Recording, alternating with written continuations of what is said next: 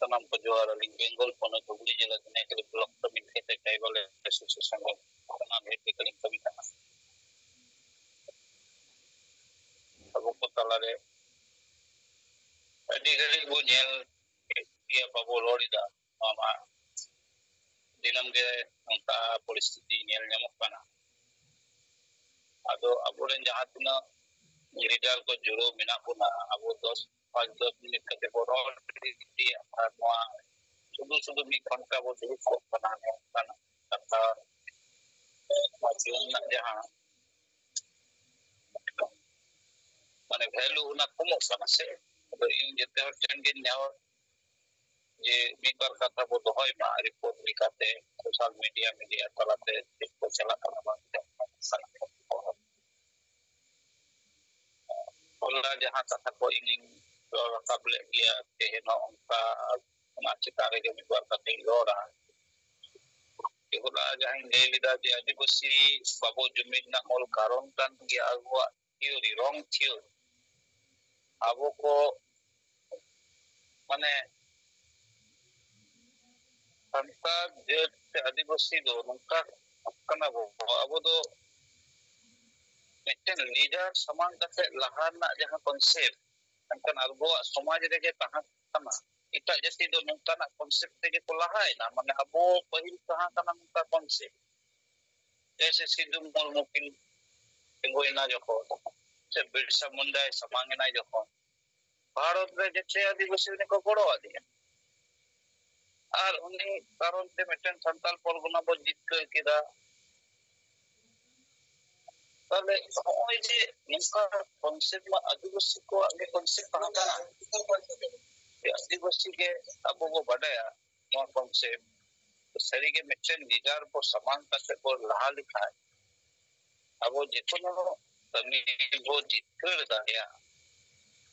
अदो नोडे दो ची लिखा चिकित kana noa abo bo nyele kya विशेष कर ini loko kada 2000 साल por khon आदिवासी जहां तक गण संगठन को अब मारंग गंके जहां तो जीवित बंगा निकुम के वो समान कर दिया नई गंके के लगातार 1980 साल खन नि धरी एक रकम कथा रोर का एक ही लगातार आंदोलन तक में ना मेनखान बाकी जहां तुम गण संगठन को समान करना भारत जकात मेनखान नुंकुआ दो 2011 से 2015 साल धरी हो उनो जोरालो संगठन बनता से पको समान ऐसे संगठन युतुम ते कहा kan गया मेनखान मिटन पर्टिकुलर विषय चितन ते फोकस एम करते जाय छे अब गंके भाषा मोर्चा बेलेत करते भाषा मोर्चा तलाते अब संताली भाषी जितकरा बनाए उन हो किंतु नंको संगठन को ता kan गया अथच नंकाना कथा बाको रोर कथा मिटन स्पेसिफिक विषय चितन मिटन जे अब नोआ जितकर हुआ जहां गे विषय चितन नित जहां को रोड़ीदा से नितो मिक बारिया संगठन उनका को लेदा मनकन अब गंके तो लगातार मिक बारिया पॉइंट चितन तो घन लोर का गया उनहो नित हो मिटेंगे जे संताली पर्सी जित करना जहां रोल लेदा मायमा जित कर का उना साथे आदिवासी को धर्म कोड मामला रे हो गंके जे रोल रखा अब जेद बंगा मन सरपंच गंके जे रोल रखा और नोआ रोल कते बार-बार रोल ते दिकु तमाम और को बढ़ाई नाम के ये संस्था से आदिवासी तो अलग धर्म कोड में मिना अदो आबो को जहां तीन संगठन मिना नि तो किंतु उनका कॉन्सेप्ट को तला रे बाई है ऐसा स्पेसिफिक मेंटेन धर्म कोड से जहां के चितन को रोल लिखा उना ᱧᱟᱢᱚᱜᱼᱟ और मेंटेन नेता से मेंटेन नीति तो ताराम लिखा उना कमी वो लहा दे ऐसे अब वो नियल कदा पहिल कोन या से वो नियल मा या वो जहां तीन के वीर बांटा को उनको लड़ाई करा जैसे होरा ताइनम के जनता को तिंगुलन तेहन की तुनुका पान दिसेकन तेहन अब वो नियल गया अब वो जनता तो विभ्रांत मूलक परिस्थिति रे मेना को युका से वो चला और जे शरीर धर्म सरना धर्म उनका एरे धर्म विधि धर्म विभिन्न धर्म निकुम तो वो बेगार जबाय ना ᱱᱚᱣᱟ ᱠᱟᱨᱚᱱ ᱫᱚ ᱢূᱞ ᱠᱟᱨᱚᱱ ᱠᱟᱱ ᱜᱮᱭᱟ ᱢᱤᱫᱴᱮᱱ ᱜᱮ ᱟᱵᱚᱨᱮᱱ ᱱᱮᱥᱟ ᱱᱤᱛᱤ ᱨᱚᱱᱚᱱᱤᱛᱤ ᱵᱟᱭ ᱴᱷᱤᱠ ᱡᱟᱦᱟᱸ ᱛᱤᱱᱟᱹᱜ ᱜᱚᱱᱚ ᱥᱚᱝᱜᱚᱴᱷᱚᱱ ᱠᱚ ᱵᱮᱨᱮᱫ ᱠᱟᱱᱟ ᱡᱚᱛᱚ ᱜᱮ ᱮᱲᱮ ᱥᱚᱝᱜᱚᱴᱷᱚᱱ ᱧᱩᱛᱩᱢ ᱛᱮᱠᱚ ᱪᱷᱟᱹᱴᱭᱟᱹᱨ ᱟᱠᱟᱱᱟ ᱱᱤᱛ ᱯᱨᱚᱢᱟᱱ ᱪᱚᱜᱼᱟ जैसे आशिका बोले माजी परगना बोले प्रत्येक दिन नौका को नेले को गया नौको तो अपन अपन कई कपूरी रे का व्यस्त मिला को जैसे आशिका तलाते वो नेले को गया आपको तला रे गया और किछु दिन मारंग तो दिल्ली को सेनन रहो आपको तला रे कई कपूरी तो लगातार मिला और नौको सरी के नौको तो व्यक्तिगत तो भावे इन जहां से नेले को नौको तो जितने लगी तो गण संगठन को पूरा होता है नौको तो पॉकेट भर्ती ना कमी चला आपको जो अपाय के युद्धम कते समांग रे एक बारिया नेता लेका रोल कते किछु बॉडी से किछु काम पानी हुयुते नता अदो ओनो तो दिनम गबो नेले रे हो नौको बाबो बुझो करे को कना से नौको बाको बुझो कना जे जहां डरम दे कना ओना डर के मा है तो भैया जहां तक कोनो संगठन मी कते को रोल लिखा मा जितने को नाम किया नि मिटन इशू आते अतो ओय जे धर्म रफाचा दी कते चला कना एरपरे होयतो अदो पर्सी रफाजा चला आले दो सोरेन कनाले उनीले आले दो हेमरम कनाले उनीले आले दो मुर्मू कनाले नोआ होरे पचा आगामी दिन नेल ᱧᱟᱢᱚᱜ ᱟᱵᱚ कारण अबो को तलारे जहां लीडर को सम्मान करना अबो जीवित बंगा छाड़ा बाकी जहां तीन लीडर जत्ते के किंतु आपको वो नेल को आपको तलारे हो तपम कई जे तो चला अतः नंको दो लीडरशिप का मानसिकता दो बनो अल्बा को एक्सेप्ट को गया नंको कारण नंको लीडरशिप मान बिना का मान दरकार ना पासो पड़ा है से लीडर होई दो सहज से अलग जिनिस दो बांग सा जैसे वो जीवित बंगा मोड़े गोटे पनत रे सेंगल सेना अब जत्ते हर मिली तो भाबे लीडर सब व्यवस्था पिच कर दिया से गंके ओको नोंका तो आदिवासी संगठन रे भाई चकना यहाँ मेटन माजी परगना ᱧᱩᱛᱩᱢ ते संगठन बेरे कना नई जत्तो को एक्स वाई ᱧᱩᱛᱩᱢ ते नुको मेटन तो जेनोइनी और को मनावा कना बको मनावा कारण अब वो बड़ा आदिवासी सेंगल अभियान एकमात्र संगठन कना जहां दो आदिवासी को और आदिवासी जेद बंगरा जहां पर्सी जितकर का बना नोया बोरो तेगे नोआ को कमिया और सरी के नोई के अब बंचाव करे अब और बको तो बको बंचाव करे अब ना बहुत लगी को ठीक सब अब वो नेले को किया आदिवासी समाज जे गुजुक कना नोआ गोय समाज कोन बंचाव लगी एकजुट का नी सबो बाबू अगु दरे कना मूल कारण नोआ कना जे आबो दो खाने खाने लीडर बो सामाने को अरे अब जीवित बंगा निना दिन कमिया बुनाय परसी जितकरा बुनाय उनी गंके बात कते हम तो हने इटा गंके हम पंजाय कम हमें पूरा स्टोर के गंके मिनाय जीवित बंगा और हम तो हने ने पंजाय पता तो ओय जे बार बार अब वो नेल दा जे लगातार विभिन्न महल विभिन्न रकम संगठन बेरेदो कना नोआते चिचिके कना आदिवासी समाज रे अडी गान प्रतीक कना कारण तेहेन धरी मारांग मेटन लीडरशिप बाबत तिंगो का कोई मारांग संगठन बाबत तिंगो दरे तने नुकु जहां हुडी हुडी संगठन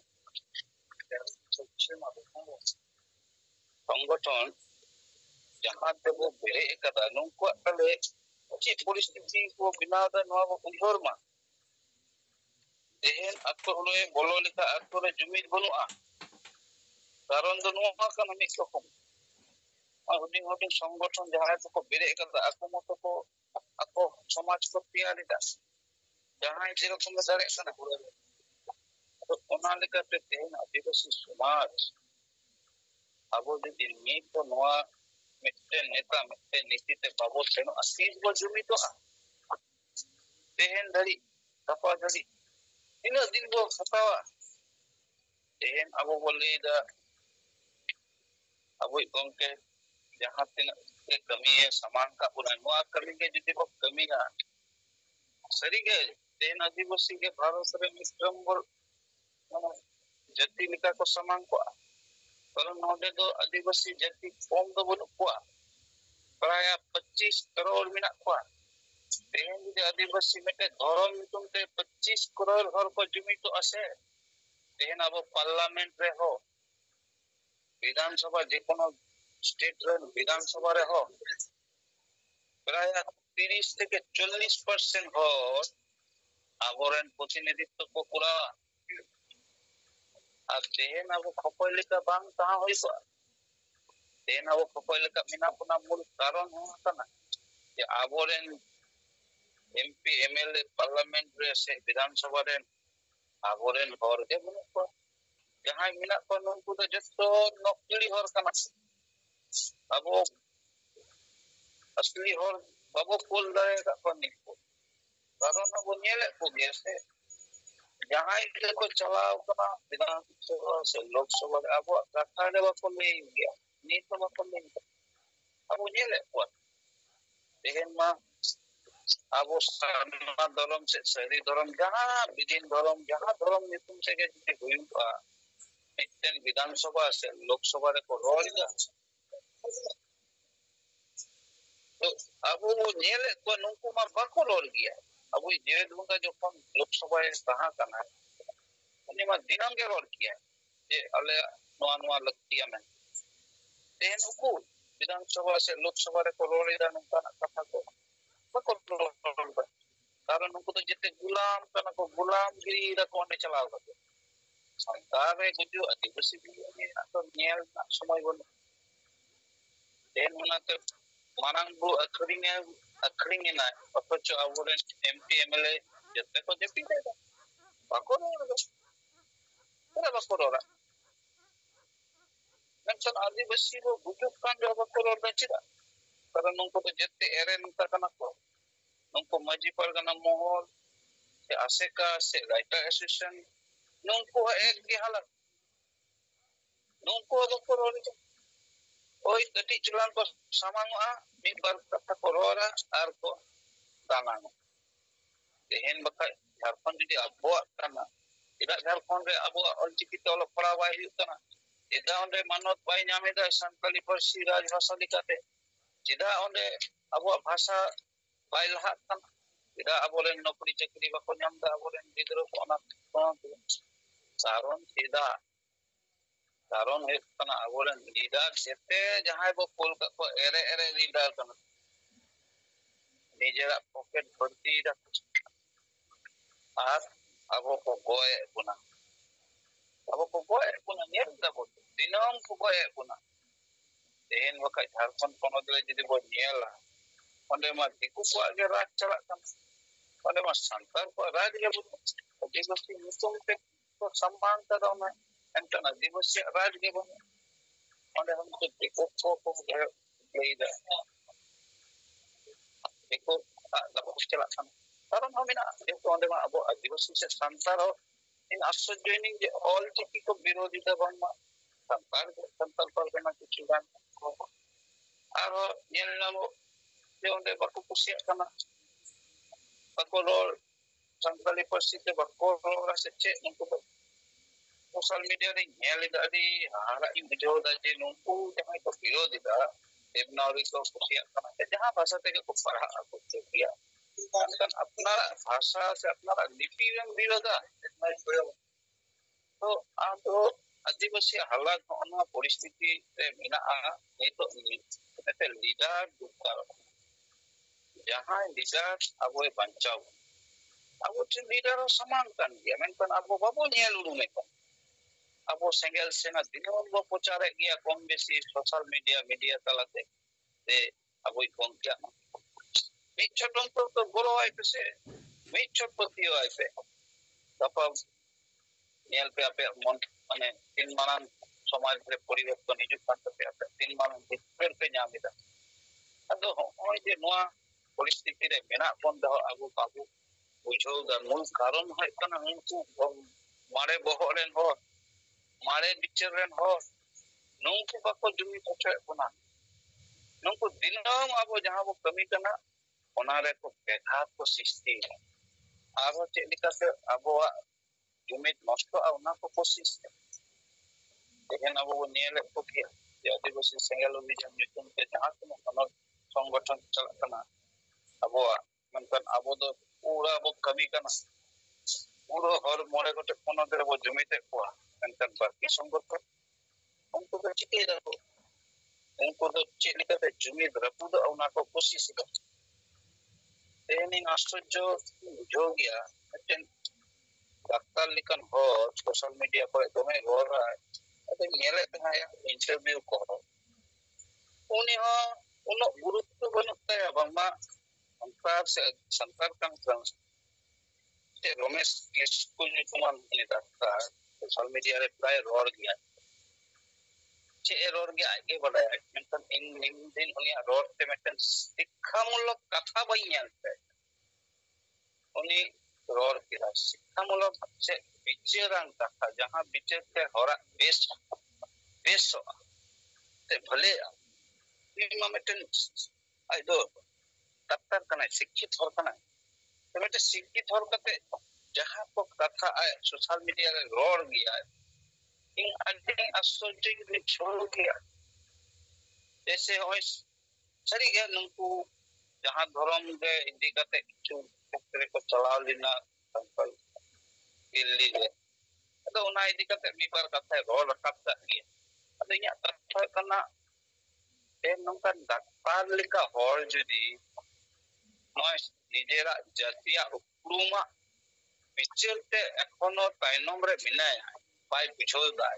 ये सरी के नितो ऑक्टो है एकान गया नितो संतार का आदिवासी को नितो मेटन धर्म कोड लक्तिया धर्म माने तो आइडेंटिटी लक्तिया आइडेंटिटी माने तो हमके मानवा का नाम हम तो जानवर दवन का नोआ लक्तिया पढ़ाई सरकार जदी बाय एमामा ना ते नाम रमेश किस्कू होई दारे डॉक्टर रमेश किस्कू एंटर तार पद अदो उना अमा nyutum अदो आए कारण अमा मानवा रूप ते बाको नेले नकनी डॉक्टर होई दारे इन हतो कोर्ट नि मारन कर्मी का तो कोर्ट रे कर्मी का चे होई आया जदी आइडेंटिटी धर्म के बांग तहा नोका धर्म रे हर कनी किछु से इंडियन हॉल जे नोई सिका बाकी उकिल मोड़ी उनको तो पर मीटिंग के तला तला इमा दुरुक कनी नुका दुरुक लिका को मने या आदि हर को मीटिंग करना हम तो ये काम तो चला करना इते यार अतो पढ़ाई जा और अंतरा से आदिवासी धर्म महीना आमेते उनको तो जेते को पढ़ाई जे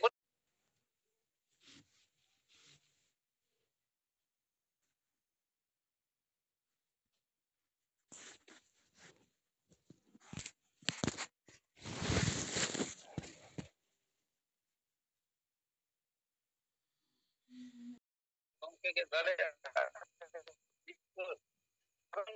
कर का बुनाई से संकली पक्षी में दारे का बुनाया तले नई गंके ठेन पतियो दहो कते तमाम जनता हो यदि नई गंके आयुक्त बो चला ताहले किंतु आगामी प्रजन्म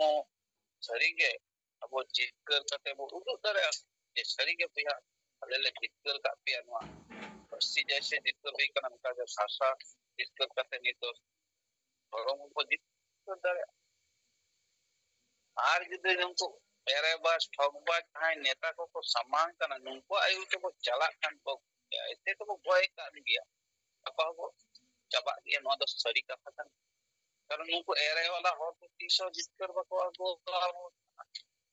उनको माजी परगना मोहन nyutum ते दुकान को चलावदा से का nyutum ते दुकान को चलावदा ऐसा एसोसिएशन nyutum ते दुकान को चलावदा नुको दो apa दुकान बंद गया गपा हलो तो नाम जखन के इता धरम से बाध्य क्लाउड अगर मा संगठन का चे जला तहां समाज पे फायदा है तो मजरी सिस्टम के फायदा है अगर समाज पंचायत तो बेजा को तहां दियारी सिस्टम ᱦᱚᱞᱚᱝ ᱵᱟᱭ ᱵᱟᱧᱪᱟᱜᱼᱟ, ᱥᱚᱢᱟᱡᱽ ᱵᱟᱭ ᱵᱟᱧᱪᱟᱜᱼᱟ, ᱛᱟᱦᱚᱞᱮ ᱪᱮᱫ ᱞᱮᱠᱟᱛᱮ ᱟᱢ ᱫᱚᱢ ᱚᱱᱟ ᱥᱤᱥᱴᱮᱢ ᱫᱚᱢ ᱫᱚᱦᱚ ᱠᱟᱜᱼᱟ? ᱪᱮᱫ ᱥᱤᱥᱴᱮᱢ ᱛᱟᱦᱮᱱᱟ? ᱵᱟᱭ ᱛᱟᱦᱮᱱᱟ। ᱤᱧ ᱫᱚ ᱱᱤᱭᱟᱹ ᱥᱚᱦᱚᱡ ᱵᱷᱟᱵᱮ ᱱᱤᱭᱟᱹᱧ ᱵᱩᱡᱷᱟᱹᱣᱫᱟ, ᱡᱟᱦᱟᱸ ᱡᱩᱢ ᱢᱤᱴᱤᱝ ᱛᱟᱞᱟᱛᱮ ᱡᱟᱦᱟᱸᱭ ᱠᱚ ᱱᱚᱣᱟ ᱠᱟᱛᱷᱟ ᱠᱚᱵᱚ ᱟᱸᱡᱚᱢᱟ, ᱚᱱᱠᱟ ᱠᱚᱵᱚ ᱟᱸᱡᱚᱢ ᱢᱟ, ᱱᱤᱛ ᱫᱚ ᱮᱠᱢᱟᱛᱨᱚ ᱥᱮᱸᱜᱮᱞ ᱚᱵᱷᱤᱡᱟᱱ ᱨᱮ ᱱᱮᱛᱨᱤᱛᱛᱚ ᱡᱟᱦᱟᱸᱭ ᱠᱟᱹᱢᱤ ᱠᱟᱱᱟᱭ, ᱠᱷᱟᱱ ᱫᱚ ᱟᱹᱭᱩᱨ ᱛᱮᱜᱮ ᱵᱷᱟᱨᱚᱛ ᱨᱮᱱ ᱟᱹᱫᱤᱵᱟᱹᱥᱤ ᱫᱚᱵᱚ ᱵᱟᱧᱪᱟᱜᱼᱟ। ᱱᱚᱣᱟ ᱪᱷᱟᱲᱟ ᱵᱤᱠᱚᱞᱯᱚ ᱫᱚ ᱵᱟᱹᱱᱩᱜᱼᱟ। ᱛᱟᱛᱮ ᱡᱟᱦᱟᱸ ᱛᱤᱱᱟᱹᱜ ᱢᱚᱥᱛᱟᱱᱮ ᱦᱩᱭᱩᱜᱼᱟ, ᱡᱟᱦᱟᱸᱭ ᱯᱚᱱᱰᱤᱛᱮ ᱦᱩᱭᱩᱜᱼᱟ, ᱱᱤᱛᱚᱜ ᱥᱟᱢᱟᱝ ᱥᱟᱢᱟᱝ ᱟᱹᱰᱤᱜᱟᱱ ᱯᱚᱱᱰᱤᱛ ᱠᱚᱠᱚ ᱩᱰᱩᱝ ᱠᱟᱱᱟ ᱥᱮ, ᱩᱱᱠᱩ ᱫᱚ ᱡᱮᱛᱮ ᱯᱷᱮᱠ ᱯᱚᱱᱰᱤᱛ ᱠᱟᱱᱟ ᱠᱚ। ᱜᱟᱯᱟ ᱦᱤᱞᱳᱜ ᱠᱚ ᱟᱫᱚᱜᱼᱟ, ᱨᱚᱲ ᱵᱟᱝ ᱩᱰᱩᱝᱚᱜ ᱛᱟᱠᱚ ᱢᱤᱫᱴᱮᱱ। ᱠᱟᱨᱚᱱ ᱩᱱᱠᱩ ᱢᱟ ᱪᱮᱫ ᱦᱚᱸ ᱵᱟᱠᱚ ᱵᱩᱡᱷᱟᱹᱣ ᱜᱮᱭᱟ ᱥᱮ, ᱪᱮᱫ ᱞᱮᱠᱟᱛᱮ ᱪᱮᱫ ᱠᱚᱨᱚᱱᱤᱭᱚ, ᱪᱮᱫ ᱞᱮᱠᱟᱛᱮ ᱠᱟᱹᱢᱤ ᱞᱟᱦᱟᱜᱼᱟ। ᱟᱫᱚ ᱦᱚᱸᱜᱼᱚ ᱱᱚᱣᱟ ᱠᱚ ᱟᱵᱚᱨᱮᱱ ᱱᱮᱛᱟ ᱠᱚᱨᱢᱤ ᱠᱚ ᱵᱩᱡᱷᱟᱹᱣ ᱠᱚᱛᱮ ᱡᱚᱱᱛᱟ ᱴᱷᱮᱱ ᱵᱚ ᱟᱵᱚ ᱵᱚ ᱪᱟᱞᱟᱜᱼᱟ, ᱡᱚᱱᱛᱟ ᱵᱚ ᱡᱟᱜᱽᱨᱩᱠᱛᱚ ᱠᱚᱣᱟ, ᱛᱚᱵᱮ ᱜᱮᱛᱚ ᱟᱵᱚ ᱵᱚ ᱵᱟᱧᱪᱟᱜᱼᱟ। ᱤᱧ ᱫᱚ ᱱᱤᱭᱟᱹᱜᱤᱧ ᱞᱟᱹᱭᱟ, ᱟᱵᱚᱣᱟᱜ ᱱᱚᱜᱼᱚᱭ ᱡᱮ ᱡᱩᱢ ᱢᱤᱴᱤᱝ ᱥᱮ ᱟᱹᱰᱤᱜᱟᱱ ᱥᱚᱢᱟᱡᱽ ᱨᱮᱱ ᱦᱚᱲ ᱠᱚ ᱪᱮᱛᱚᱱᱟ ᱫᱟᱲᱮᱭᱟᱜᱼᱟ, ᱡᱩᱫᱤ ᱡᱩᱢ ᱢᱤᱴᱤᱝ ᱨᱮᱦᱚᱸ ᱱᱚᱣᱟ ᱠᱚ ᱠᱟᱛᱷᱟ ᱟᱵᱚᱣᱟᱜ ᱠᱚ ᱨᱚᱲ ᱨᱟᱠᱟᱵᱟ। ᱟᱨ ᱯᱨᱚᱛᱮᱠ ᱟᱛᱳ ᱨᱮ ᱦᱩᱰᱤᱧ ᱦᱩᱰᱤᱧ ᱠᱟᱛᱮ ᱵᱳᱭᱴᱷᱚᱠ ᱵᱚ ᱫᱚᱦᱚᱭ ᱢᱟ, ᱱᱚᱣᱟ ᱠᱟᱛᱷᱟ ᱵᱚ ᱥᱟᱢᱟᱝ ᱢᱟ। ᱱᱤᱛ ᱨᱮᱱᱟᱜ ᱯᱚᱨᱤᱥᱛᱷᱤᱛᱤ ᱥᱟᱹᱨᱤᱜᱮ ᱱᱤᱛᱚᱜ ᱫᱚ ᱞᱟᱠᱷ ᱞᱟᱠᱷ ᱥᱚᱝᱜᱚᱴᱷᱚᱱ ᱵᱮᱨᱮᱫ ᱠᱟᱛᱮ ᱞᱟᱵᱷ ᱫᱚ ᱵᱟᱭ ᱦᱩᱭᱩᱜᱼᱟ। ᱢᱤᱫᱴᱮᱱ ᱱᱮᱛᱟ ᱥᱟᱢᱟᱝ ᱮᱢ ᱩᱱᱤᱭᱟᱜ ᱱᱤᱛᱤ ᱥᱟᱢᱟᱝ ᱞᱟᱵᱷ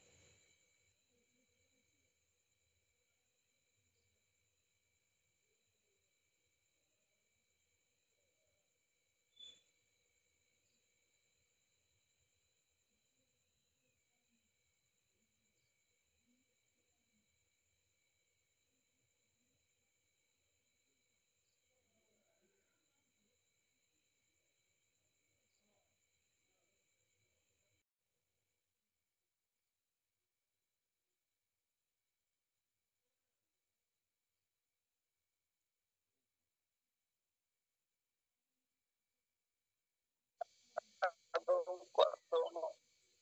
ᱠᱚᱨᱚᱱᱤᱭᱚ ᱵᱟᱹᱱᱩᱜᱼᱟ। ᱚᱱᱟᱛᱮ ᱵᱤᱵᱷᱤᱱᱱᱚ ᱜᱚᱱ ᱥᱚᱝᱜᱚᱴᱷᱚᱱ ᱨᱮ ᱵᱟᱝ ᱥᱮᱱ ᱠᱟᱛᱮ ᱢᱤᱫᱴᱮᱱ ᱜᱮ ᱥᱚᱝᱜᱚᱴᱷᱚᱱ ᱨᱮ ᱥᱮᱱ ᱠᱟᱛᱮ ᱚᱱᱟ ᱡᱤᱛᱠᱟᱹᱨ ᱨᱮᱱᱟᱜ ᱵᱚ ᱠᱳᱥᱤᱥ ᱢᱟ। ᱡᱤᱛᱠᱟᱹᱨ ᱛᱮᱜᱮ ᱦᱩᱭᱩᱜᱼᱟ, ᱠᱳᱥᱤᱥ ᱫᱚ ᱵᱟᱝ। ᱡᱤᱛᱠᱟᱹᱨ ᱛᱮᱜᱮ ᱦᱩᱭᱩᱜᱼᱟ। ᱚᱱᱟ ᱡᱤᱛᱠᱟᱹᱨ ᱫᱚ ᱚᱱᱟ ᱞᱮᱠᱟᱛᱮ ᱦᱤᱡᱩᱜᱼᱟ, ᱡᱩᱫᱤ ᱢᱤᱫᱴᱮᱱ ᱦᱚᱲ ᱵᱚ ᱜᱚᱲᱚᱣᱟᱭᱟ। ᱢᱟᱱᱮ ᱦᱩᱰᱤᱧ ᱨᱮ ᱢᱤᱫᱴᱮᱱ ᱯᱟᱲᱦᱟᱣ ᱞᱤᱱᱤᱧ ᱢᱤᱫᱴᱮᱱ ᱜᱚᱞᱯᱚ, ᱡᱮ ᱢᱤᱫᱴᱮᱱ ᱦᱟᱲᱟᱢ ᱨᱮ 10ᱴᱤ ᱥᱮ 12ᱴᱤ ᱜᱤᱫᱽᱨᱟᱹ ᱠᱚ ᱛᱟᱦᱮᱸ ᱠᱟᱱᱟ, ᱛᱤᱱᱟᱹᱜ ᱠᱚ ᱛᱟᱯᱟᱢ ᱠᱚᱣᱟ। ᱟᱫᱚ ᱩᱱᱤ ᱦᱟᱲᱟᱢ ᱢᱤᱫ ᱫᱤᱱ ᱵᱩᱫᱽᱫᱷᱤ ᱠᱟᱛᱮ ᱢᱮᱛᱟᱜ ᱠᱚᱣᱟ ᱡᱮᱛᱮ ᱦᱚᱲ ᱜᱮ, ᱡᱮ ᱢᱤᱫᱴᱮᱱ ᱠᱟᱛᱮ ᱞᱟᱹᱴᱷᱤ ᱟᱹᱜᱩᱭ ᱯᱮ, ᱢᱤᱫᱴᱮᱱ ᱠᱟᱛᱮ ᱠᱟᱹᱰᱤ ᱟᱹᱜᱩ ᱠᱟᱛᱮ ᱢᱮᱛᱟᱜ ᱠᱚ ᱡᱮ ᱨᱟᱹᱯᱩᱫ ᱯᱮ। ᱟᱫᱚ ᱩᱱᱠᱩ ᱥᱚᱸᱜᱮ ᱥᱚᱸᱜᱮ ᱠᱚ ᱨᱟᱹᱯᱩᱫ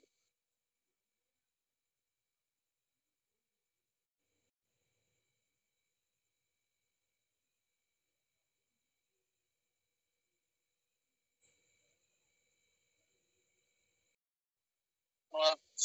ᱥᱮ ᱢᱟᱲᱟᱝ ᱡᱤᱛᱠᱟᱹᱨ ᱵᱚ ᱧᱟᱢ, ᱫᱤᱠᱩ ᱯᱩᱥᱤ ᱠᱚ ᱥᱟᱨᱦᱟᱣ ᱵᱚᱱᱟ, ᱟᱵᱚ ᱠᱚ ᱵᱩᱡᱷᱟᱹᱣ ᱠᱟᱛᱮ ᱢᱮᱥᱟ ᱵᱚᱱᱟ, ᱡᱮ ᱟᱞᱮ ᱟᱵᱚᱣᱟᱜ ᱡᱮᱠᱳᱱᱳ ᱠᱷᱮᱛᱨᱮ ᱵᱟᱠᱚ ᱠᱷᱚᱛᱤ ᱫᱟᱲᱮᱭᱟᱜᱼᱟ। ᱟᱨ ᱯᱟᱹᱦᱤᱞ ᱞᱮᱠᱟ ᱢᱤᱫᱴᱮᱱ ᱡᱩᱢᱤᱫ ᱫᱟᱲᱮ ᱦᱚᱸᱵᱚ ᱧᱮᱞ ᱧᱟᱢᱟ।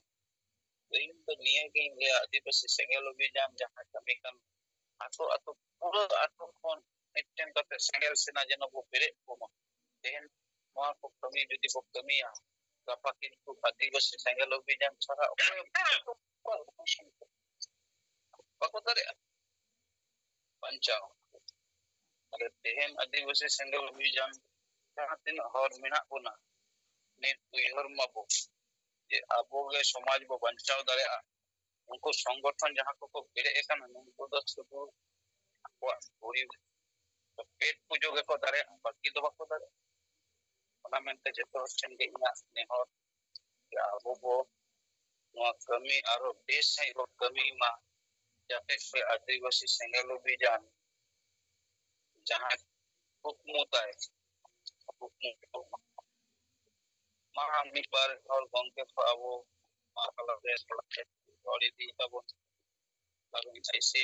ᱤᱧ ᱫᱚᱧ ᱨᱚᱲ ᱤᱫᱤᱭᱟ ᱢᱤᱫᱵᱟᱨ ᱠᱟᱛᱷᱟ ᱛᱟᱞᱟᱨᱮ ᱥᱩᱡᱳᱜᱽ ᱤᱧ ᱧᱟᱢᱟ। ᱟᱵᱚ ᱜᱚᱝᱠᱮ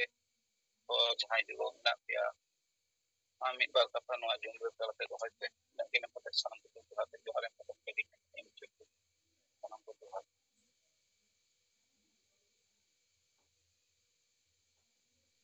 जोहार सलाम को गया तो अबोई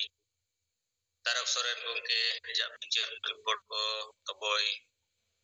दोहो के आना लगी ते मा डियाय मा गुणमान सरहाव और मनोज जोहार तो बाकी नेता को नोई माइक को जीजका मंगल चरण मुर्मू सिंगरे हेमरम गोंके मा बिन माइक बिन जीजका तो जुदी रिपोर्ट को पिक्चर को मेना खान तबो दोहय ताबन बिन अदो ठीक गया मा इन्वेस्टर सेन कोन सिंगर जुमरे सेलेद अकान अबोई जीत बोंगा पार्सी जीत करिए दिसम गोंके मनोतान सलखन मुर्मू और जाहिर लेकते अबोई मनाया सुमित्र मुर्मू राष्ट्रीय युवा नेता तिलका मुर्मू ज्योति मुर्मू और या गोटे पनोत्री सिंगल हुलगरिया को बिल दिसम नेपाल बांग्लादेश भूटान रियो सिंगल हुलगरिया नेता को इन्वेस्टर सेन कोनाडी आई मा गुणमान सरहाव और मनोज जोहार इन खेला मुर्मू अतु कदमपुर ब्लॉक सराइकला जिला सराइकला खरसवा और सिंगल टीनी जिला सभापति लेकाते कमी रे मिनेया अदो नोय अबो अबो इंजीर बोंगा हा आयुरते सत्ती पनोत रे अबो जहां सिंगला जहां आइडियोलॉजी साथे अबो कमी होरा रे मेना बोन गया कम बेसी ते अबो कमी कन गया अबो लेकिन अबो नोआ जुर सुर चे संगे अबो सिंगल सेना बिना साथे अबो एक्शन प्लान अबो जहां मेना ओना को दीते अबो कमी कन गया अबो लेकिन जहां नितो अबो नया दिसम अबो नोय अबो सिंगल रे जहां विचार लेकाते जहां मुलु मोड़े महा रे अबो बाहर जहां वो डकरा लहा तहेन नोआ अडी जायगा रे अडी पनोत रे नोआ ओना दिन रे बाहा को बुइसागुनेना अदो अबो बाकी आरो संगठन को नोय बाहा कन गया को दिसम रे नितो हो बाहा कन गया को जायगा जगह रे दिसम जाहिर गाड़ चे अडी गान संगठन नुतुम आयुरते और ओडे मारंग पेड़ा लेकाते नेता मंत्री को नेवता गुइट को और उनकाते अडी रस्क जमो के को मनाव या को रस्क के को मनाव या अदो ठीक गया मनाव दरकार कन गया वो लेकिन तेहें अबो मनी अबो नो हसावासा जाति धर्म इज्जत आबादी रोजगार चासबास को बंचाव लगी ते अबो जुमित ते हुयुआ और अबो जुमित साथे अबो जहां एक्शन प्लान उनका कमी हुयुआ तबे नंगे अबो नो हसावासा जाति धर्म इज्जत आबादी रोजगार चासबास को बंचाव दड़े अदो ना लगी ते आकिन जहां संगठन को ओ नोय भा बोंगा नितुम ते संगे नेता मंत्री को अगुइट को आर को नोय भा को बोहा बोंगा को मनाव या को तो नोआ लगी तो नोय माने भीड़ गे मेना रस्क गे मेना ओना लगी ते अबो होड़ दो अना मैजिकल दुनिया रे गे मेना बोना रस्क रोमज रे गे और नोआ रस्क रोमज ते गे बो मेनिया अबो सनामा जुड़बो बंचाव दड़ेया लेकिन नोआ ते दो एने सेरेन ते नोआ ते दो नोआ अब आशा भाषा जाति धर्म नोआ को दो बाय बंचा अदो ओना लगी ते जे नुना ढेर नुका जुमित टाका पैसा खर्चो कते नोय बाहा बोंगा ईमान को बाहा को जगह जगह रे शहर बाजार करे आतु दिसम को बाहा कान गया नितो हो लेकिन नोआ जुमित रे नोडे नोआ अबवा धर्म लगी ते भाषा लगी ते नोआ लगी ते जुदी बो अबो बो नुका के बो संगे होड़ बो जुमिदुआ आर बो गोड़ोआ एनखान अबवा जहां तिना नोआ जुड़ू को मेना तबो संवैधानिक जुड़ू को अबो बो हताव दड़ेया और नुना दोय अबोई गोंके 1980 खन अबो आदिवासी को जुमित कते जितकरिया जहां कुकमुई नेलो चोकात बनाई और बो कमी कना अबो सिंगल अभियान पास्टा सेन खन अबोरी सनाम सिंगल हुलगरिया नेता को आबो के बो बुझाव दड़ेया कना चे लेकाते अबो बो जितकर दड़ेया और गोंके अबो मरांग बुरु लेकाते अबोई आयुर अकार बनाई जीव बोंगा लेकाते और अबो बो मेनिया दला नुई गोंके बो जितकर ए ओचो बनाई अबो बो आजे डकरा हकट गया जे इन अपे गोड़ोइन पे अपनी जितकर पिया लेकिन अबोरी संगे होड़ अबो विरोध रेगे मेना को और नुकु दो अबो बाको जुमी दो चोआबन कना नोकागे अतु दिसम रे समाज रे नेलो करना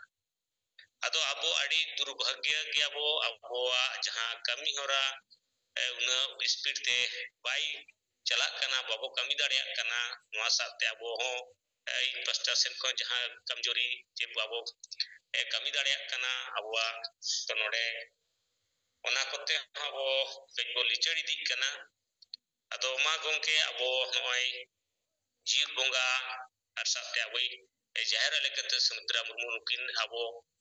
ᱢᱟᱨᱟᱝ ᱵᱩᱨᱩ ᱞᱮᱠᱟ ᱠᱤᱱ ᱟᱹᱭᱩᱨ ᱟᱠᱟᱫ ᱵᱚᱱᱟ ᱟᱨ ᱯᱩᱨᱟᱹ ᱟᱹᱠᱤᱱᱟᱜ ᱡᱤᱭᱚᱱ ᱨᱮ ᱱᱤᱛᱚᱜ ᱫᱷᱟᱹᱵᱤᱡ ᱛᱮ ᱟᱵᱚ ᱱᱚᱜᱼᱚᱭ ᱥᱟᱱᱟᱢᱟᱜ ᱟᱹᱰᱤ ᱞᱮᱠᱟᱱᱟᱜ ᱠᱤᱱ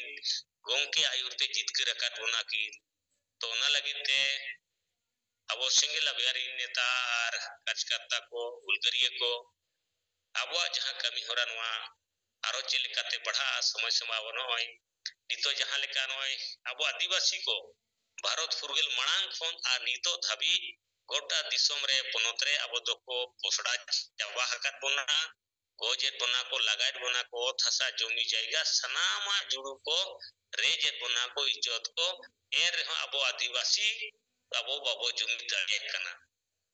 लेकिन एटा समाज को तो ना लगी ते आड़ी जुमिद मेना कोआ चाहे सामाजिक स्तर ते रहो राजनीति स्तर ते को जुमिद करना ओना लगी ते आको सनामा जुड़ू आको दको आमेट जम कन गया अदमा इन पास्टा सेन खटो मचा बिचार साते नोडेगी मुचरिया दोड़ाते अबो जीर बोंगा सलखन मुर्मू साते सुमित्रा मैडम और सनाम सेंगल हुलगरिया को जुमरे सेलेट आकार सनाम बनोत्री अबो हुलगरिया को इन पास्टा सेन खन अडी आयमा गुणमान सराव आर मानो जोहार चल कते नोडेगी कथा मुचादिया मा दोड़ाते सनाम को जोहार अदमा बाकी नेता को हो अब पास्टा सेन खन जहां बिचार को रिपोर्ट को कमी होरा को सोशल मीडिया रिया खबर कागज समाज रे दिसम रे अब इलेक्ट्रॉनिक मीडिया जहां के अब खबर को मेना ओना को तबो लई मा बिचार को दोहय मा अदो मासे विभूत टुडू गमके पास्टा सेन खनाम बिचार को रिपोर्ट को तबो दोहय खान ठिकुआ याय राजरेन जहां तिने बन जड़ाव कान सनाम को इन पाटा से गुणमान सरहाव आर जोहार अंदो नय अडी नपाय बिचार को बेन समांग के कथा दो सरी कान गया ते मड़ांग ते अबुई तारक सोरेन गंके हो बेस कथा को गी समांग केदा सरी गी नेतो वर्तमान रे जहां तिने आदिवासी से संताल को तलारे अडिगान संगठन मेना आकारा किंतु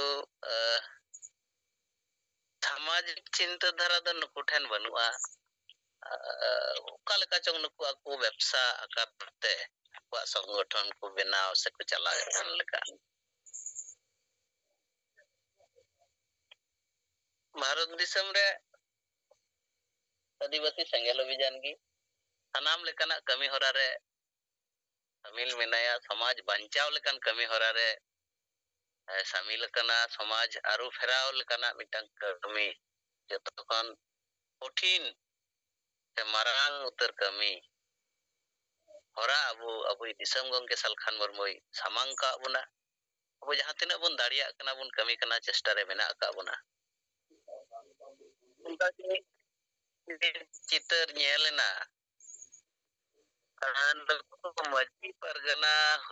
माझी परगना मोहल होते ते सांगी बापला माने गण विवाह लेकाना मिटांग कमी होरा को पारम केदा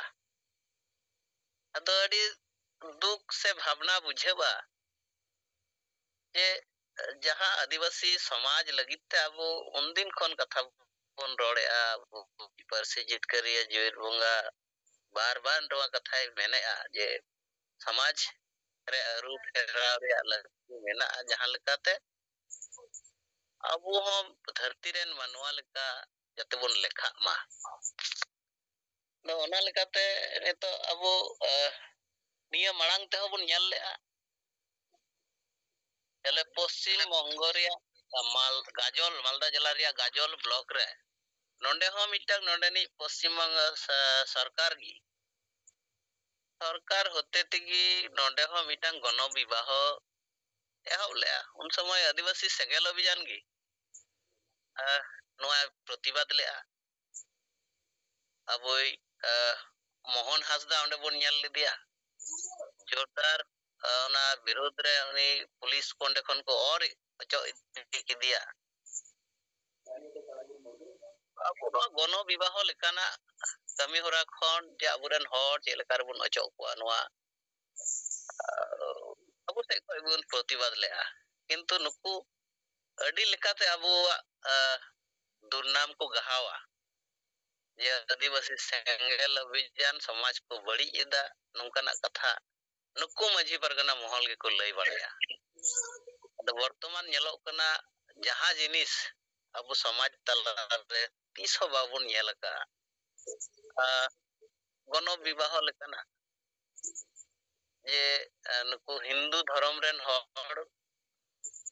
ᱱᱩᱠᱩ ᱜᱚᱱᱚ ᱵᱤᱵᱟᱦᱚ ᱠᱚ ᱠᱚᱨᱟᱣᱟ ᱡᱮ ᱟᱠᱚ ᱛᱟᱞᱟᱨᱮ ᱟᱹᱰᱤᱜᱟᱱ ᱰᱤᱢᱟᱱᱰ ᱮᱢᱟᱱ ᱠᱚ ᱛᱟᱦᱮᱱᱚᱜᱼᱟ ᱠᱩᱲᱤ ᱦᱚᱯᱚᱱ ᱥᱮᱫ ᱨᱮᱱ ᱦᱚᱲ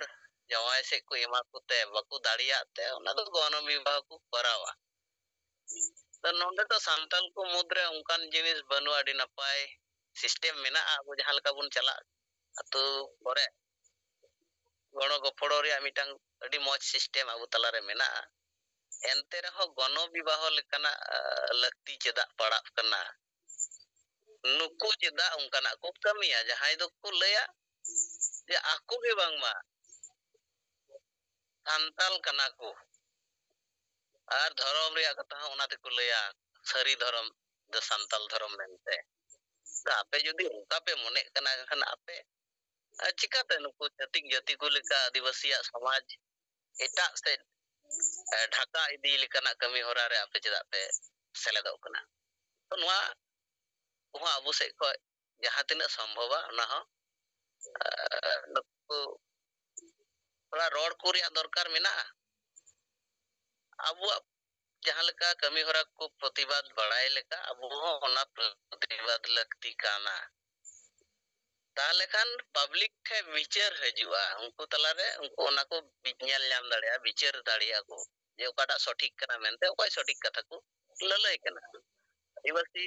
ᱥᱮᱸᱜᱮᱞ ᱚᱵᱷᱤᱡᱟᱱ ᱚᱱᱟ ᱠᱟᱛᱷᱟᱭ ᱞᱟᱹᱭ ᱠᱟᱱᱟ ᱟᱵᱚ ᱥᱚᱢᱟᱡᱽ ᱨᱮ ᱡᱟᱦᱟᱸ ᱵᱟᱹᱲᱤᱡ ᱡᱤᱱᱤᱥ ᱢᱮᱱᱟᱜᱼᱟ ᱚᱱᱟ ᱵᱚᱱ ᱥᱟᱦᱟᱭᱟ ᱢᱚᱡᱽ ᱡᱤᱱᱤᱥ ᱚᱠᱟᱴᱟᱜ ᱚᱱᱟ ᱵᱚᱱ ᱟᱯᱱᱟᱨᱟ ᱛᱚ ᱟᱵᱚ ᱚᱱᱠᱟ ᱞᱮᱠᱟ ᱵᱚᱱ ᱪᱟᱞᱟᱜ ᱢᱟ ᱠᱤᱱᱛᱩ তাই বলে আবু সমাজ এটাক সে বন ঢাকা ইদিয়া এটা ধর্ম রেন হর লেকা বন ñᱮল কামিয়া আবুয়াক কামি হরা কো না তো ঠিক বাং কানা তো ওনা লাগি আবু তে খয় ওনা প্রতিবাদ রিয়া দরকার মেনা লেকা ইন্দিন মনেয়া না ইᱧᱟᱹᱜ ব্যক্তিগত মত jahan tina nuku সংগঠন ko menak kwa nit nah noy kolkata reyak midang deucap pacami idi kete program ko doho ka midang চিঠি হন ñel ke আদিবাসী সেঙ্গেল অভিযান চিঠি কাও দিয়াই ওনা সংগঠন খয় ko চিঠি কানা যে নন্ডে আবে সাঙ্গি হড় আতে গণত তাবুন পে অথচ ওনা জায়গা রেগি ওনা দেউচা পাচামি জায়গা রেগি আদিবাসী সেঙ্গেল অভিযান যাতে আলো ko বলো দাঁড়িয়া নংকান হলিয়া ko জারি ka যে আদিবাসী সেঙ্গেল অভিযান যাতে নন্ডে আলো ko ভিড়াও দাঁড়িয়া নোয়া কামি হরা রে উনকু যাতে আলো তি ko লাগাও নংকান কথা ko লই এটা অথচ নিত যখন কই গিদরা আদিগান নেতা অন্ডে ko সেটেরেনা মোটা লটুট মোটরা কেতে অন্ডে কোন ko bagawen takuwa আর তিনে গান তো হয়তো ওনা বাং ko ñam aka lagit te ha ছুটাও রে মেনা aka kwa ado nitok ko moneta je unko mako idiana ale thoda bale ñam aka cholo ape engel অভিযান bala ho ale thoda gono wale pe ale ho jate le ñam to no onongkan uyar kete hoyto nuku onongkan amitang kami hora ko sab aka to nischay abu ona bun bicara उनको ना गणो लगती कना बांग करना इᱧᱟᱹᱜ মতে যেহেতু ako মতো লেকার ko নেন্ডাও ka ᱤᱧ bañ support akuwa nongkana iñaᱹᱜ do ব্যক্তিগত মত ona do abo ona chetar bun galmarawa বিচার লাগতি kana karon undin khon ondena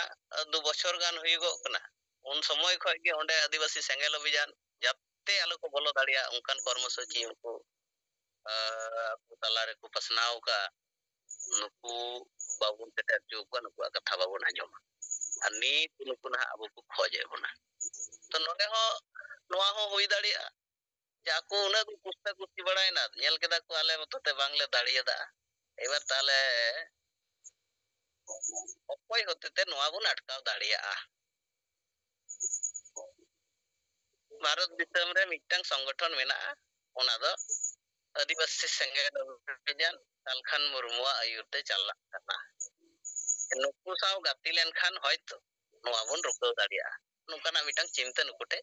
hedge दाड़ी का तो ona किया उनको को बिचार ᱧᱟᱢ दाड़िया kana तो वाते परिष्कार भारत दिसम रे अडिगान संगठन मेना आदिवासी को तललारे कटी कटी जायगा रे कमी करना लटू उयहर तो नुकुटे बनु का आदिवासी सेंगेल अभियान के नोआ को चिंता धारा मेना ते दिसम हर ओना को बिचार विभिन्न संगठन वाला ओना को बडाया जे सेंगेल जुदी नोले सेटेरवा एनखान कोनो मिटang साइड ᱧᱟᱢᱚ ᱟᱵᱮᱱᱟ ᱵᱮᱱᱟ ᱜᱮᱭᱟ तो नौका टका उयहर कते हयतो नौकान कथा को तलारे को सेटर तो अब ओना को निया गालमारा बन निश्चय चलकारे ओना कोबन उनको जहां चिट्ठी रिया आंसर उकालकार बन एम दाड़ियता कोआ इया मते ओना चिट्ठी आकार तगी उनको ओना बन रुवाड़ कोआ दाराय खान दिन रे जुदी उनकान कर्मसूची अबु साला जुदी को करावा एनखान अबु सा दुड़ुब पांति केते गालमारा आयम गे ओना apa हुई दाड़िया उनका ही मने क्या माते हिया मीटिंग रे जड़ाव कान सनाम को गेन कटा मन सरहाव और जोहार चल कते ये कथा नोडे गे मुचर कदा सनाम को जोहार पुत्री टुडू गंके मा अडी आयमा गुडमान सरहाव और मानव सिंगल जोहार नोय बिचार को रिपोर्ट को तबो सदर किया अडी नपाय जायक जहां संगठन री नोआ कर्मसूची अबो नेवता गिरे लेका जहां को एम आकाद बोना ओना हो बिचार को पुष्ट सही एम रोडकाप किया तबो जे आले सा जुदी नोआ बिचार नि दुडुब नित कते नोआ बिचार सामान कते अबो तलारे नोआ बिचार को हुयु कते अबो जुदी जहना गे मिटंग पैसा कते नोआ बो कमिया एनखान बो सेलेदोआ नुकाना बिचार हो मा अडी नपाय गे आर मा अडी आयमा सरहाव आर मानव जोहार अतो नोय विभूति टुडू गंके नोय जहां नितो जहां तिनगे भारत दिसम रे चेटा पोनत रे हो जहां संगठन को मेना हुडिंग हुडिंग संगठन लेका को लेकाते अकुआ लाभ लेकाते को कमी अगुइया कमी कना को लेकिन पूरा भारत दिसम रे आदिवासी को जे लेकाते को जुमिदु आ जे लेकाते को जितकरो अकुआ हो कैदरी ओना को लगी तो भारत दिसम रे मिटंग के संगठन मेनाया सरी कथा कन गया जे आदिवासी सेंगेल अभियान सालखान मुर्मू आयुते नोआ संगठन चला कना सातटी प्रदेश रे नोआ अबो आदिवासी को हसा भाषा जाति धर्म इज्जत आबादी रोजगार चास बास को बंचाव लगी ते नोआ कामी कनाई और जहां रे नोआ सेंगेल अभियान जहां रे कोनकना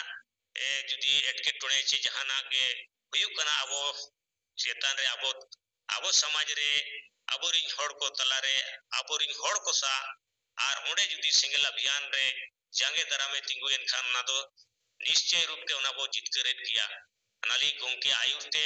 दिस उदिसते अबो पूरे भारत दिसम रे आदिवासी को हुनंग जुमिद दरकार एन खान गे अबोई गोंके हुनंग सनामा जुड़ू चे अधिकार अबो जितकर दाड़िया बोनाई अतो मा गोंके बाकी नेता को हो जुदी बिचार को रिपोर्ट को मेना खान और बका नय और समय को नय 1 मिनट सारे जकना 10 साढ़े लगी ओना लगी ते नय अब झारखंड दिसम रे मा हालत बो नेले किया सनाम दिसम री पनोती गोंके को अबरी नेता को दिनम के नोडे ना ओत हसा जमी जायगा नौकरी चाकरी इज्जत आबादी सनामा जुड़ू रेजो कना गोजेत बना को आले नवा झारखंड दिसम रे हालत तो ठीक बनुआ और नोडे री नेता और जहां तिना सामाजिक संगठन हो आको लाज और परिवार लगित के कुनु को धुरेवा कना ᱚᱱᱟᱞᱮ ᱟᱹᱰᱤ ᱡᱷᱟᱲᱠᱷᱚᱸᱰ ᱨᱮᱭᱟᱜ ᱡᱟᱦᱟᱸ ᱜᱚᱝᱠᱮ ᱛᱟᱦᱮᱸ MP ᱛᱟᱦᱮᱸ ᱠᱟᱱ ᱨᱮ ᱩᱱ ᱨᱮᱜᱮ ᱢᱮᱱ ᱞᱟᱜᱼᱟ ᱡᱮ ᱡᱷᱟᱲᱠᱷᱚᱸᱰ ᱨᱮᱭᱟᱜ ᱯᱚᱨᱤᱥᱛᱷᱤᱛᱤ ᱫᱚ ᱫᱩᱨᱜᱟᱢী ᱯᱚᱨᱤᱥᱛᱷᱤᱛᱤ ᱫᱚ ᱟᱹᱰᱤ ᱜᱮ ᱢᱟᱱᱮ ᱵᱟᱭ ᱵᱟᱲᱦᱟ ᱞᱮ ᱧᱮᱞᱚᱜ ᱠᱟᱱᱟ ᱚᱱᱟ ᱞᱟᱹᱜᱤᱫ ᱛᱮ ᱱᱚᱣᱟ ᱡᱷᱟᱲᱠᱷᱚᱸᱰ ᱡᱩᱫᱤ ᱫᱤᱥᱚᱢ ᱨᱮ ᱟᱹᱫᱤᱵᱟᱹᱥᱤ ᱟᱨ ᱢᱩᱞᱵᱟᱹᱥᱤ ᱠᱚ ᱵᱟᱧᱪᱟᱣ ᱞᱟᱹᱜᱤᱫ ᱛᱮ ᱱᱚᱰᱮᱱᱟᱜ ᱦᱟᱥᱟ ᱵᱷᱟᱥᱟ ᱡᱟᱹᱛᱤ ᱫᱷᱚᱨᱚᱢ ᱤᱡᱽᱡᱚᱛᱟᱵᱟᱫী ᱨᱳᱡᱽᱜᱟᱨ ᱠᱚ ᱡᱩᱫᱤ ᱵᱟᱧᱪᱟᱣ ᱞᱟᱹᱜᱤᱫ ᱛᱮ ᱱᱚᱰᱮᱱᱟᱜ ᱰᱚᱢᱤᱥᱟᱭᱤᱞ ᱯᱚᱞᱤᱥᱤ ᱫᱚᱨᱠᱟর ᱨᱳᱡᱽᱜᱟর নীতি ᱱᱚᱰᱮᱱ ᱠᱚ ᱫᱚᱨᱠar ᱱᱚᱰᱮ ᱠᱷᱚᱱ বিস্তাপন পলায়ন নীতি বেনাও দরকার ᱱᱚᱰᱮᱱᱟᱜ ᱨᱳᱡᱽᱜᱟᱨ ᱱᱤᱛᱤ ᱵᱮᱱᱟᱣ ᱫᱚᱨᱠᱟর ᱱᱚᱝᱠᱟᱱᱟᱜ ᱟᱵᱚ ᱜᱚᱝᱠᱮ ᱟᱹᱭᱩᱨᱛᱮ ᱟᱹᱰᱤ ᱫᱷᱟᱣ चाहे राज्यपाल चाहे राष्ट्रपति मुख्यमंत्री नौकाना मेमोरेंडम को गोंके आयुर ते वो एम अकद कोआ लेकिन नोडे झारखंड दिसम रे नितो धाबिज कोई परिवर्तन बा हियु कना आरो दिनम गे अबो आदिवासी को चितारे माने अत्याचार शोषण माने गोज गोपज के जारी मेना अदो मा गोंके को अबोई जीत बोंगा हा दिस उदिस्ते अबोई और जाहिर आय लेकाते अबोई ना सुमित्रा मैडम तिकिना आयुर तेगे अबो नो झारखंड चे पूरा भारत दिसम रे आदिवासी को जुमित काते जितकर रिया जहां कुकमु अबो बो नेल न्याम ओचो करना को अबो जहां तिन बो कमी को दड़े अबो जुर सुरु बो कमिया और अबो नोआ जितकर रिया अबो सरना धर्म रिया जुड़ू जेलकाते बो हतावा नुकाना कमी होरा आरो अबो माने तेज अबो मा आरो बाकी नेता को यदि रिपोर्ट को विचार को मेना खान को samang ma